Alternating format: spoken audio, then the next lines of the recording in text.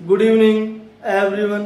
आज हम देखते हैं शुक्राणु जनन का नियमन। अब देखो, जब शुक्राणु जनन का नियमन देखते हैं तो शुक्राणु जनन का नियमन या उसका प्रारंभ सबसे पहले कहां से होता है? हाइपोथैलेमस से क्या होता है? उसका प्रारंभ होता है। देखो,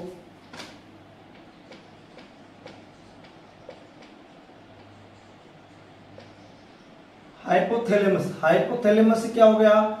इसका क्या हो गया? प्रारंभ। किसका? शुक्राणु जनन का नियमन। तो ये क्या होता है? प्रारंभ। अब देखो, ये हाइपोथैलेमस क्या होता है?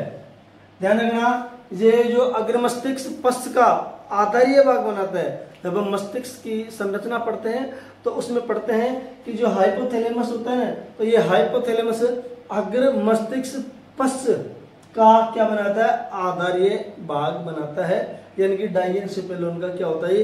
आधारीय भाग होता है। अब देखो, इस हाइपोथैलेमस से रिलीजिंग हार्मोन स्रावित होते हैं।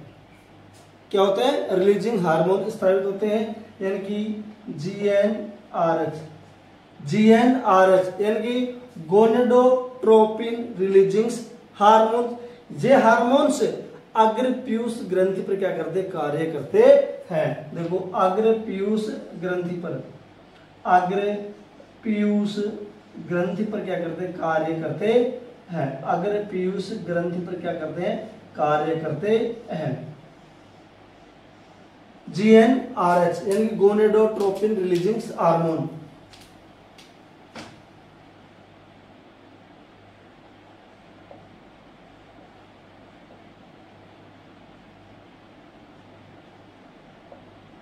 Gonadotropin releasing hormone.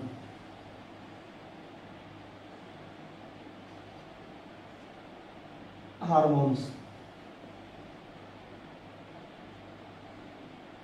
Gonadotropin releasing hormone. अब देखो, ये अग्र पीयूष ग्रंथि से गोनेड्स के रूप में दो हार्मोन्स निकलते हैं। एक निकलता है एलएच और एक निकलता है एफएसएच। देखो, एक निकलता है इससे एलएच और दूसरा निकलता है इससे एफएसएच। यानी कि एलएच का मतलब हो गया ल्यूटिनाइजिंग हार्मोन्स और एफएसएच का मतलब हो गया फॉलिकल स्टिमुलेटिंग हार्मोन। अब देखो, ये जो एलएच होता है ना, ये एलएच लीडिंग कोशिकाओं पर कार्य करता है। किस पर कार्य करता है? लीडिंग सेल्स पर कार्य करता है। लीडिंग सेल्स पर कार्य करता है। लीडिंग सेल्स पर कार्य करता है। अब जो ये लीडिंग सेल्स होती है ना, LH luteinizing hormones Leydig cells पर कार्य करता है, और ये लीडिंग सेल्स एंड्रोजन हार्मोन्स का क्या करती है? संश्लेषण करती है एवं उसका स्त्रावण करती है। यानी एंड्रोजन हार्मोन्स, इसका एंड्रोजन हार्मोन्स का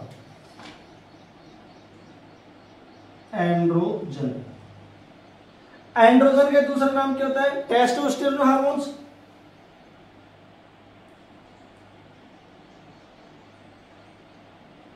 यानी कि टेस्टोस्टेरोन हार्मोन्स एंड्रोजन या टेस्टोस्टेरोन हार्मोन्स का क्या करते हैं? संश्लेषण करती है एवं क्या करती है? स्त्रावण करती है। कौन से? Leydig cells. अब देखो, ये एंड्रोजन होता है, ये शुक्राणु जनन की, जो शुक्राणु जनन की प्रक्रिया होती है उसमें सहायता करता है।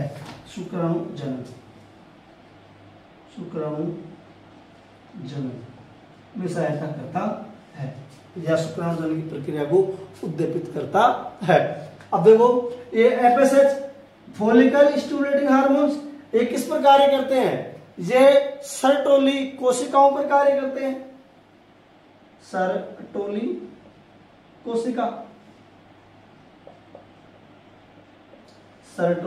कोशिकाओं पर कार्य करती है। अब देखो, इन सर्टोली कोशिकाओं से क्या होते हैं? वृद्धि कारक या पोषक पदार्थों का अपघटन होता है। या ये मान लो ना, सर्टोली कोशिकाएं, इनसे क्या होते हैं? पोषक पदार्थ या वृद्धि कारक होते हैं। ये वृद्धि कारक या पोषक पदार्थ निकलते हैं, जो क्या करते हैं? स्पर्मियों जेनेसिस की प्रक्रिया में उत्तरदायी होते हैं। इस पर म्यूजेनेसिस, अब देखो ये तो हम सबको पता है स्पर्मियोजेनेसिस की प्रक्रिया क्या होती है। स्पर्मियोजेनेसिस की प्रक्रिया में क्या होता है, हमने पिछला ही लेक्चर में पढ़ाया था, यानी कि स्पर्मेटिड से स्पर्म में रूपांतरण, यानी कि स्पर्मेटिड से स्पर्म में रूपांतरण क्या कहलाता है, स्पर्मियोजेनेसिस कहलाता है। ये आपकी एनसीईआरटी का बड़ा सा जो पेज है उसमें बहुत कुछ लाइन लिखी हुई है, उसको हमने एक फ्लो चार्ट के अंदर बना दिया है, दोबारा देख लो।